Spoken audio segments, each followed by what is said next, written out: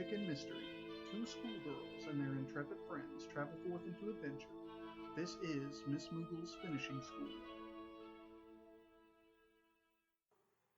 Welcome to the Episode 6 recap. I'm your DM, JR, and this is my illustrious colleague, Miss Zova. I don't remember your last name. What was your last name?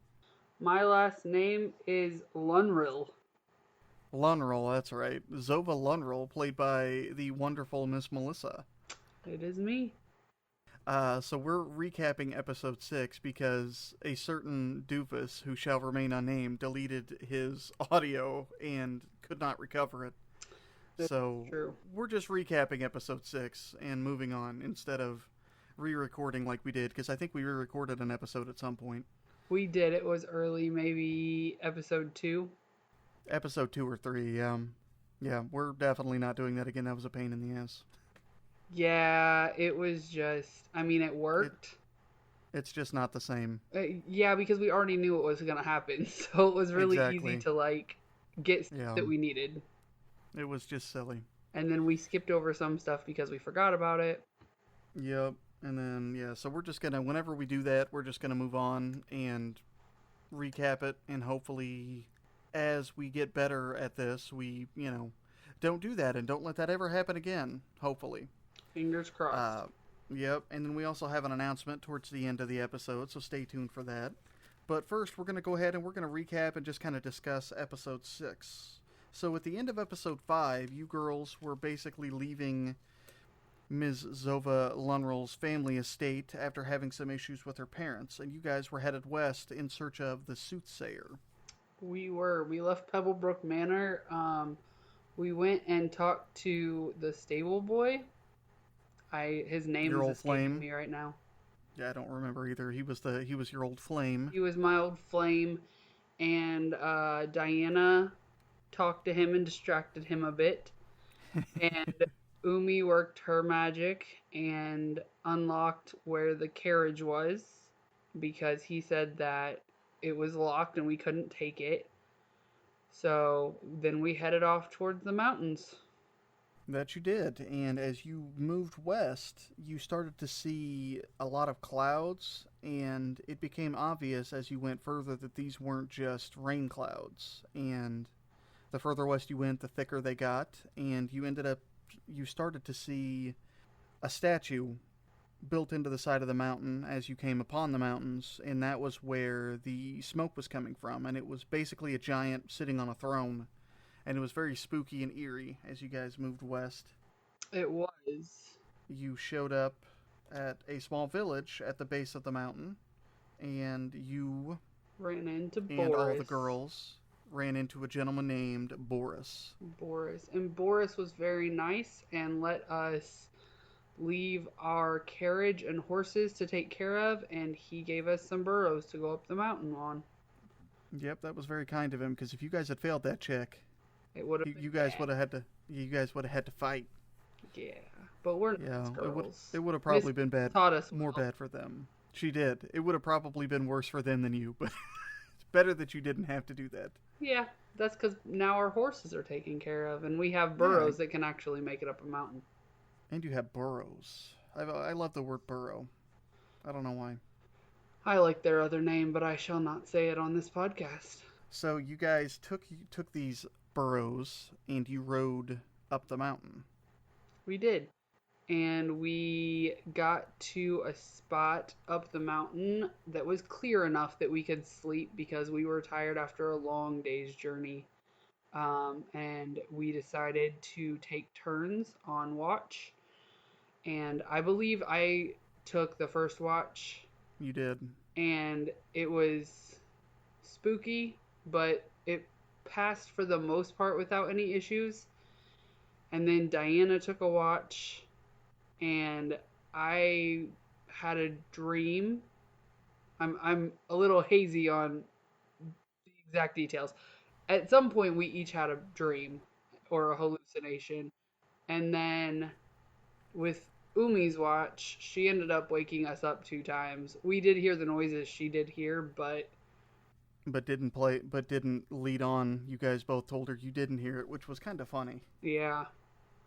It made me laugh a little bit, I'm not going to lie. You enjoy when we get into it as characters. When you guys screw with Umi, especially, it makes me laugh every time. So yeah, you guys camped out at an old campsite that still had some warm ashes, which was kind of weird. But you guys camped out, and yeah, you guys had some kind of dreams and some hallucinations. You got what was it? Umi heard chittering and chattering. And that was what she woke you guys up for, and you actually heard that right before you went back to sleep. And then you got up and made your way further up the mountain, and then you guys ran into some trouble. We did. My donkey, Burrow, slid on a rock that was greased, and I almost fell down the mountain. Yeah, that'd have been bad. That would have been really bad, but I saved it at the last minute, and we were good. But we did get off of our burrows and walk with them up the rest of the way so that we could more closely pay attention. But then we ran into another trap where there was a wire.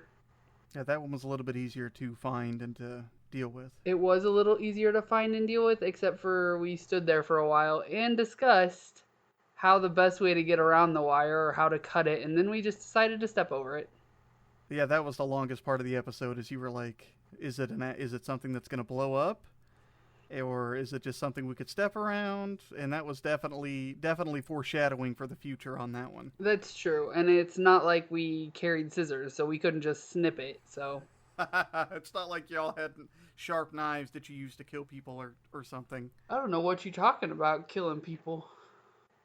And I actually don't have a knife. You do have two rapiers, though. I do, but it seems a little overkill to slice an itty bitty wire with a giant rapier. That's true. That is true. So you guys got around the traps and you advanced and you finally got to the top, basically. You got to where the path ended. And you ended up basically where we start episode 7, which was the courtyard, which we restarted just to make sure that we had that bit recorded. Yeah. But we can just go back over that again. You guys showed up and you were in this courtyard, and coming up the mountain, everything about this city was ruined and destroyed and just rubble and gravel and just just a completely ruined city. And you got to the top, and this part wasn't ruined. There was no rubble other than the cracks in the ground, which is where this kind of noxious black smoke was coming from that is darkening the sky. But I could see that it was actually being created by magic because I cast Detect Magic and there was red and blue light coming from it. Mm-hmm. So it was, we need to be careful, but we know there's magic involved. Man, that was probably the most handy spell you've ever used, because you used that Constantly. a lot, and it's been 100% handy almost every time you've used it. It is. I really like Detect Magic. I need to try using some other ones, though. It's definitely a handy one, but I mean, you use a lot of the combat spells, and the good thing is that part of our announcement is going to be talking about your combat spells. So that was the end of the actual episode, but we've got, like I said, we have a tiny little announcement that starting with this episode here, every other episode is going to be a kind of recap show / discussion show that we're calling the Tome of Troubles. Because the reason we're having to do it is because my dumbass deleted audio again. So we're going to start just discussing the episode a little bit, and we're going to discuss Pathfinder, role-playing games in general, characters, magic, combat, just kind of whatever, just something to talk about, to have something in the intervening weeks where we're talking about games and talking about our game and kind of keeping it fresh in our minds. So with that, the Tome of Troubles episode 0 session begins, and we're talking a little bit about a little something that we're going to be working on moving forward after episode, I think it's episode 8. Yeah. After episode 8 is when your new archetype is going to take effect. And one of the things about archetypes is that they're actually supposed to be started at level 1. But when we started this, we started at level 3, and we weren't really sure on how we were going to play it. So we started basic. Well, and we didn't exactly choose basic classes. So, and we hadn't played Pathfinder before, so we really needed to just understand Pathfinder overall. Yeah, without adding a bunch of extra. Added extra stuff in because, like I said, our classes are already relatively stacked. Pretty complex and pretty powered. Magus, in fact, is considered the most overpowered class in Pathfinder, which is your class. Yes, and so trying to navigate how to play that, and I'm still not using it to its full potential. Oh yeah, we're still learning. We're all still learning on that. But it'll be fun to add an archetype or multi-class at a later time. So let's talk about your archetype. Why don't you tell me a little bit about that and what you get with that? So I'm going to take an Hexcrafter archetype. I get a couple hexes with it, and I will be getting Prehensile Hair and Evil Eye. And those are basically you're almost taking some of the class characteristics of a witch, which is what a hex is. Yeah, and so I will have 2 curses, is basically what the hexes are. So you'll have your 2 hexes. Go ahead and describe like what made you pick those, what you can use those for, what the useful part of those are. Okay, so the first one I'm taking is Prehensile Hair. It can cause your hair or eyebrows or really any hair on your body to grow up to 10 feet long or to shrink to normal size. Or I can use the hair and manipulate it as if it were like a limb. And then I can manipulate objects, so I can have a weapon in each hand. You can have a weapon or shields in each hand and use your prehensile hair to go with your spell combat spell strike. Yes, which will be helpful because that's like stacking spell on spell. Exactly, and like you can have extra defense, extra offense, and still be able to zap a spell with your hair. Yes, so Prehensile Hair will be very, very helpful. Yeah.